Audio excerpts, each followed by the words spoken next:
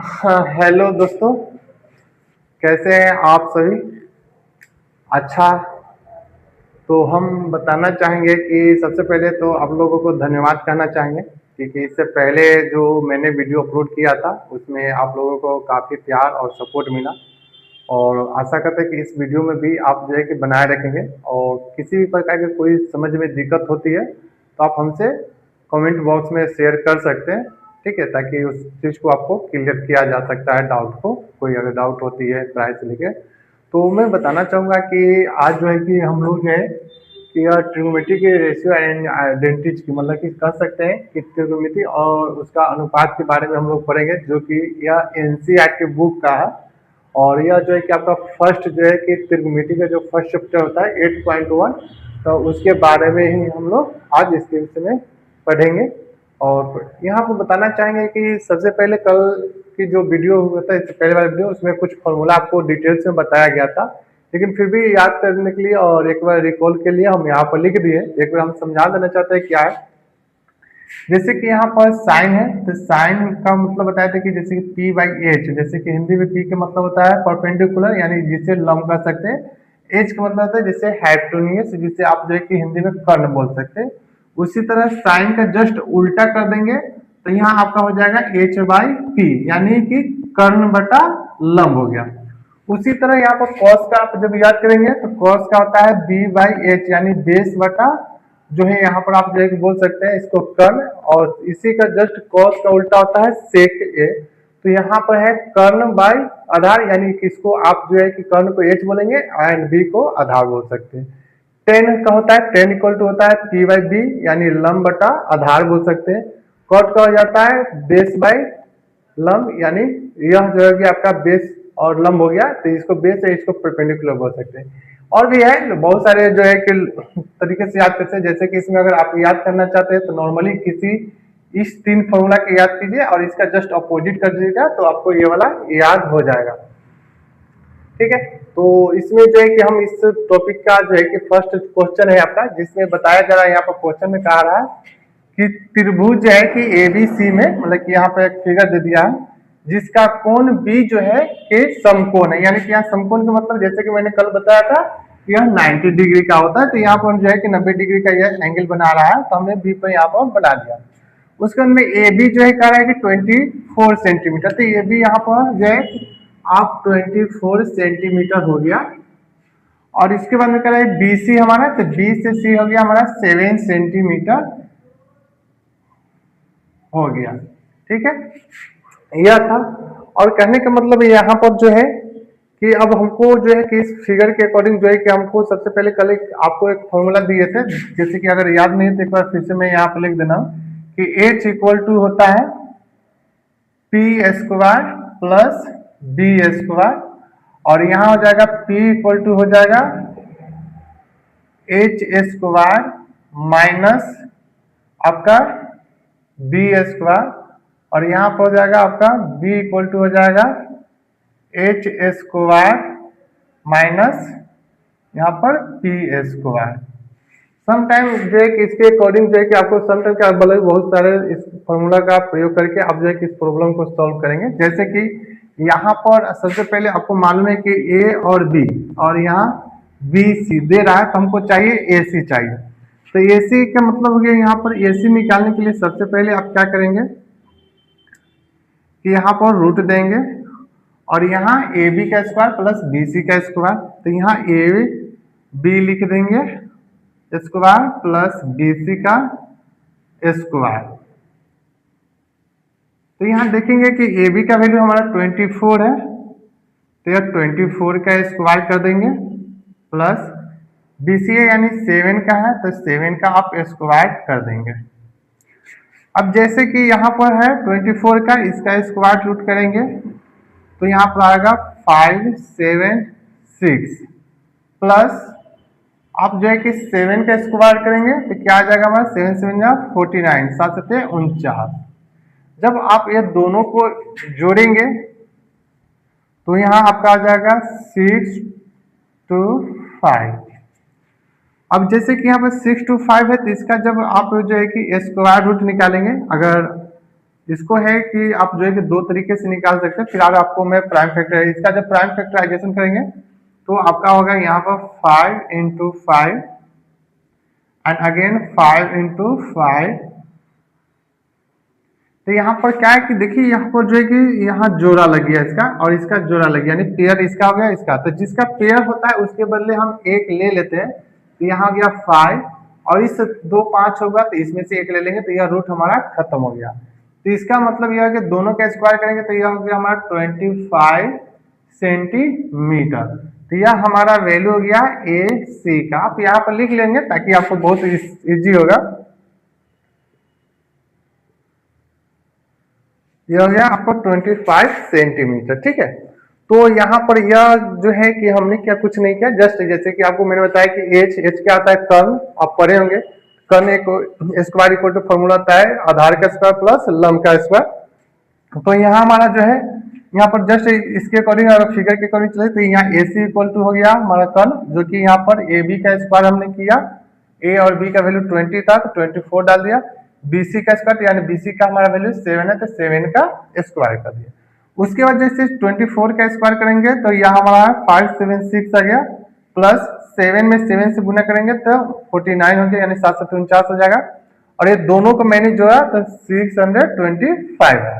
अब 625 को हमने क्या किया कि वर्गमूल निकाल दिया, जो कि यहाँ दोनों का पेयर लगा एक 5 निकल गया, यहाँ दोनों का पेयर लगा एक 5 निकल गया। तो यहाँ हो गया। तो यह आपका जो था यहाँ पर एसी का मान समझ में आ गया होगा कि एसी का मान कैसे हमने निकाला। अब चलते हैं नेक्स्ट की ओर, स्टेप की ओर।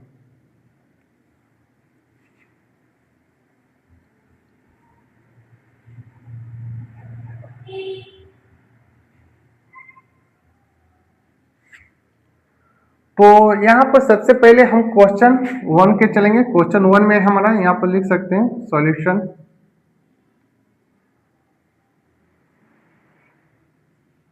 तो यहाँ क्वेश्चन मेरा क्या करा कि साइन ए, देखिए साइन ए का मतलब यहाँ जो होता है यह एक डिनोट करता है एंगल का। तो हमने ये देखा इस ट्राइंगल में हमारा ए यहाँ है, बी यहाँ है, सी है, तब इस एंगल को कह रहा है साइन, तो हमने इसको पहले हम डिनोट कर देंगे।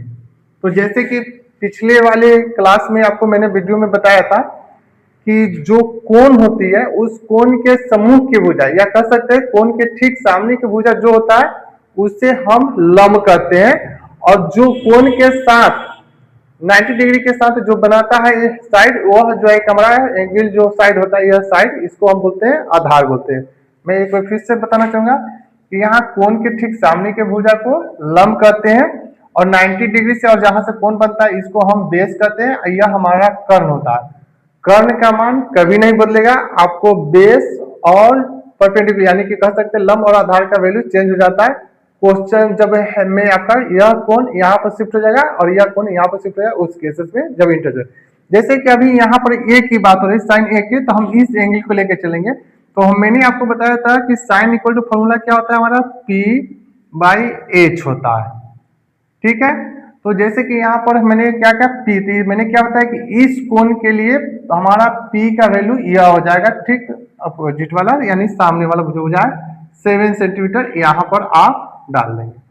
उसके बाद मैंने यहाँ पे एच बताया, एच क्या है तो हमारा कर्ण है जो कि एसी है। अगर इसमें लिखने में दिक्कत हो तो आप ऐसे भी लिख सकते हैं ए, और यहाँ है जैसे कि लंब बताया तो यहाँ लिख सकते हैं इसको, सॉरी एक मिनट रुकिए, BC, BC, और यहाँ जैसे कि एच, तो एच क्या आ जाएगा हमारा AC, AC। तो यहाँ पर BC का वैल्यू आप देखेंगे कि 7 सेंटीमीटर है तो 7 सेंटीमीटर डाल देंगे, और यहाँ पर AC का वैल्यू हमारा 25 है तो यहाँ पर हमारा 25 हो गया। यह एक आपका आंसर हो गया। दूसरा आपका है cos A का निकालेंगे सेम, cos A, तो cos A बराबर फॉर्मूला होता है B/H, दैट मीन्स इस कोण, यहाँ ए है तो इस कोण के लिए जैसे बनता है कि यह हमारा क्या हो जाएगा बेस हो जाएगा, तब AB क्या हो गया बेस हो गया, तो AB, और यहाँ कर्ण हो जाएगा हमारा AC, तो यहाँ पर हम कर्ण डाल देंगे AC। तो यहाँ पर AB का वैल्यू हमारा 25 है तो यहाँ पर हम 25 डालेंगे, और AC का वैल्यू हमारा है 20, सॉरी ये गलत हो गया, यहाँ पर AB का वैल्यू यहाँ पर हमारा 24 है, तो यहाँ 24, और AC का वैल्यू आपका हो गया 25, तो यहाँ 25 हो गया। तो यह आपको समझाना फिर से मैं चाहूंगा, अगर कोई कंफ्यूजन है, जैसे कि मैंने क्या बताया कि साइन ए यहाँ पर जो है वो एंगल के अनुसार हमने देखा कि इस एंगल के अगर पी का वैल्यू कौन होता है और एच का होता है, पी यह वाला हो गया हमारा, और इस एंगल के अकॉर्डिंग हमारा कर्ण यही रहेगा, कर्ण तो हालांकि किसी भी एंगल के लिए सेम ही रहेगा। तो यहाँ पर पी का वैल्यू जो है लंब क्या है, बी सी और बाई ए सी हो गया, तो हमने डाल दिया BC का वैल्यू, जैसे कि यहाँ पर 7 सेंटीमीटर दे रहा था, हमने 7 सेंटीमीटर ले गया। AC का वैल्यू हमने निकाला था 25 सेंटीमीटर, या 25 सेंटीमीटर हो गया, कोई दिक्कत नहीं है। ओके, तो यहाँ पर है cos A, तो cos A इक्वल टू जो है आपको बताना चाहेंगे कि यहाँ पर आप देखेंगे कि बेस बाय यहाँ हो गया हाइपोटेन्यूज, यानी कि कह सकते हैं आधार बटा कर्ण होता है, तो आधार का वैल्यू यह हो गया हमारा, और इसके लिए कर्ण यह हो जाएगा, तो ये भी हमारा हो गया आधार, और AC हो गया कर्ण, यानी 25 बाई हो गया यहाँ पर 25, 24 बाई 25। तो यह आपका फर्स्ट केसेस का जो एक क्वेश्चन था, इसका सॉल्यूशन आपको मिल गया।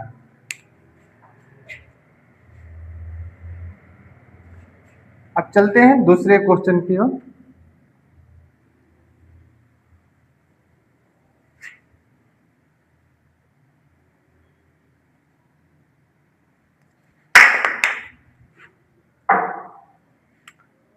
तो यहाँ पर देखेंगे साइन सी है, तो साइन सी, अब मैं बताना चाहूंगा कि इसमें क्या होगा कि आपका एंगल, अब इसको लेकर नहीं बोल रहा है, बोल रहा है कि साइन सी के, तो अब हम इसको एंगल बना देंगे, क्या बना देंगे, एंगल बना देंगे। तो अब साइन सी का है, तो मैंने जैसे कि आपको पहले बताया कि जो कोण के सामने जो होगा साइड, वही जो होगा हमारा पी का वैल्यू होगा, यानी लंब होगा, तो पी हो गया। और जैसे कि मैंने ऑलरेडी बताया कि यह कर्ण होता है वह सेम होता है, तो यह हमारा हो जाएगा आपका एच हो गया, जिसको कर्ण सूचित करते हैं। अब यहाँ देखिए P जो है इस कोण के लिए हमारा क्या हो गया, A और B हो गया, तो यहाँ हम AB, और यहाँ पर H का वाला जैसे मैंने बताया कि सेम होता है A और C, तो यहाँ पर AB हो गया हमारा P का वैल्यू, तो P का वैल्यू हमने A B डाल दिया, और H का वैल्यू मतलब कि AC हो जाएगा, तो A और C है, तो यहाँ AC हो गया। अब AB का वैल्यू क्या दे रहा है, 24 दे रहा है, तो यहाँ पर आप 24 लिख देंगे, और यहाँ पर आप जो है AC है, तो AC का वैल्यू हमारा 25 है, तो यह 25 हो गया, कोई दिक्कत, ओके। यहाँ पर हम साइन सी सॉरी कॉस सी लेकर चलेंगे, तो इस एंगल के अकॉर्डिंग जैसे कि बताना चाहेंगे कि यह हमारा बेस हो जाएगा और यह हमारा आधार हो जाएगा, मतलब बेस यह हो गया, यह हो गया बेस, और यह हो गया हमारा परपेंडिकुलर जिसे लंब कहेंगे, यह हो गया हमारा कर्ण। तो यहाँ पर बताना चाहेंगे कि कॉस कह रहा है कि यहाँ पर फॉर्मूला जैसे कि देखेंगे, कॉस का फॉर्मूला होता है बी बाई एच होता है, तो इस कोण के लिए हमारा बी का जो है वैल्यू है, आधार का जो वैल्यू है, यह हमारा हो जाएगा बी सी, और एच का वैल्यू जैसे कि यहाँ पर ए सी हो जाएगा, ठीक है, ए सी। तो मैंने क्या कहता है, बी का जो है इस कोण के लिए हमारा बी हो गया बी सी, और यहाँ पर ए सी सेम होता है, और जैसे कि यहाँ पर बी का वैल्यू हमारा दे रहा है, बी सी जो यहाँ दे रहा है 7 सेंटीमीटर, तो यहाँ पर 7 सेंटीमीटर लिख देंगे, और AC हमारा 25 है, तो 25 सेंटीमीटर हो गया। तो यह था आपका दूसरे क्वेश्चन का सॉल्यूशन। तो इसमें देखेंगे कि आपको कुछ नहीं है, जस्ट मेन इसमें कंफ्यूजन बच्चे लोग का क्या होता है कि कभी यहाँ पर आपको ए दे दिया जैसे सी, तो मैंने बताया कि जस्ट इसमें हमारा चेंज क्या होता है, आधार और लंब चेंज होगा, कर्ण जो है कि सेम होगा, वो क्वेश्चन के अकॉर्डिंग चेंज होते रहेगा, ठीक है, कोई दिक्कत नहीं, ओके।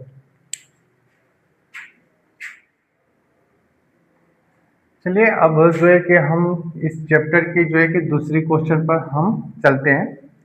तो जैसे कि यहाँ क्वेश्चन में आपका कह रहा है यहाँ पर कि आकृति 8.13 में 10p माइनस कॉट आर, मतलब कि यह फिगर दिया हुआ है, और इस फिगर के अनुसार इसको प्रॉब्लम को सॉल्व करना है, वैल्यू ज्ञात करना है। यहाँ लिख सकते हैं ज्ञात करिए।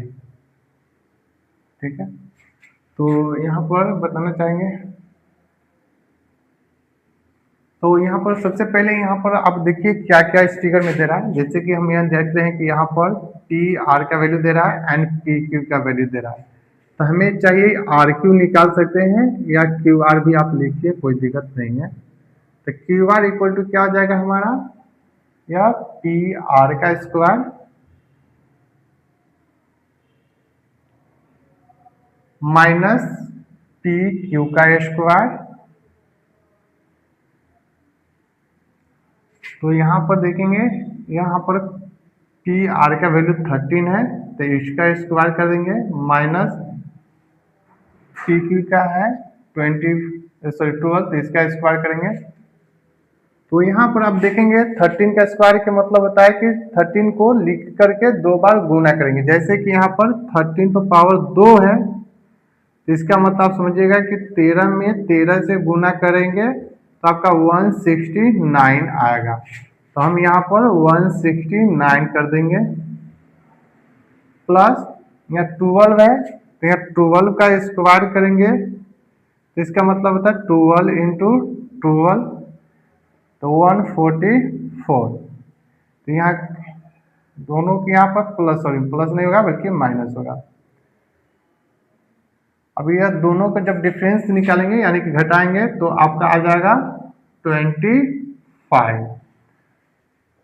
तो यहाँ पर 25 हो गया, क्योंकि 169 में इसको 44 से घटाएंगे तो आपका 25 आ जाएगा।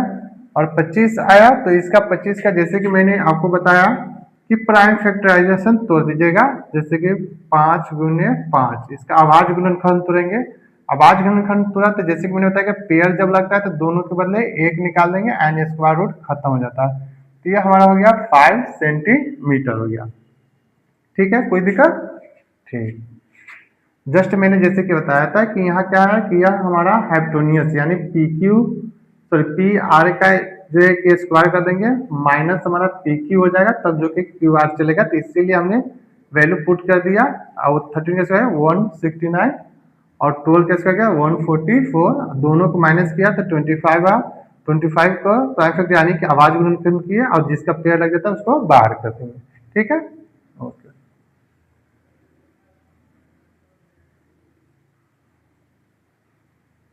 तो यहाँ पर हमारा वैल्यू जो यहाँ पर आया था जैसे कि निकाले थे तो यहाँ पर आपका 5 सेंटीमीटर आया था, तो हम यहाँ पर 5 सेंटीमीटर लिख दिया हम।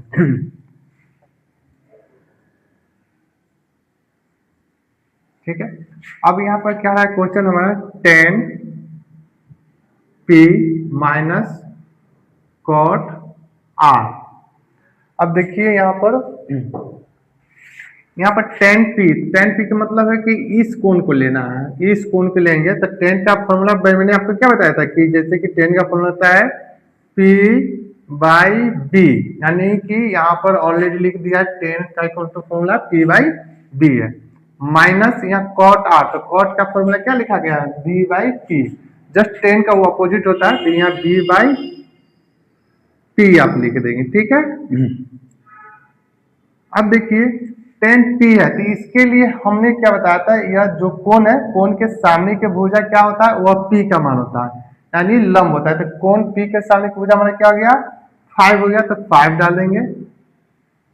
और जो कोण जहां बनता है वहां और 90 डिग्री के साइड जो इधर होता है इसको छोड़ के, इसको जो है कि हमारा इसको बोलेंगे आसन कोण बोल सकते हैं या एडजेस्टेंट कोण के बगल में जो साइड बनता है इसका, तो हो गया हमारा आधार हो गया, जो कि यहाँ पर आप लिख सकते हैं 12 सेंटीमीटर, माइनस यहाँ बी है, तो बी जो है कि किसके लिए कोण आर के लिए, तो अब इसके लिए हमारा क्या हो जाएगा, यह जो हो गया कि बी का मान हो जाएगा, इसको मिटा दीजिए कंफ्यूजन है, तो इसको इस कोण के लिए बेस यह हो गया, आधार यह हो गया और यह लंब हो गया यानी परपेंडिकुलर, तो इसके लिए आधार हमारा क्या हो जाएगा 5 सेंटीमीटर हो जाएगा। करने का मतलब है इस कोण के लेना है ना, तो क्या है 1 मिनट हो जाएगी आर है ना, हाँ इसके लिए 5 सेंटीमीटर हो जाएगा। और पी हो गया इस एंगल के लिए, आर के लिए यह हो गया 12, 1 मिनट लग रहा है गलत है क्या देख लेते हैं। 10 पी यानी पी इस कोण के लिए हमारा 12 हो जाएगा, ये वाला पी नहीं यहाँ पर है ना, ओके एक मिनट, 10p बोले हैं तो 10p के लिए हमारा ये वाला एंगल लेंगे तो p हो गया हमारा 5 सेंटीमीटर और b का मान हो गया 12, ठीक है। उसके बाद यहाँ लेंगे r, cot r है तो cot इक्वल टू r कितने b बाई p होता है, b हो गया यहाँ p इतना हो गया, ठीक है। अब देखिए दोनों का मान सेम है, यानी 5/12 में से 5/12 माइनस करेंगे क्या जाएगा हमारा 0 हो जाएगा। ओके, तो यहाँ पर आप देखेंगे क्योंकि यहाँ माइनस करेंगे 5/12 यही आपका आंसर हो जाएगा।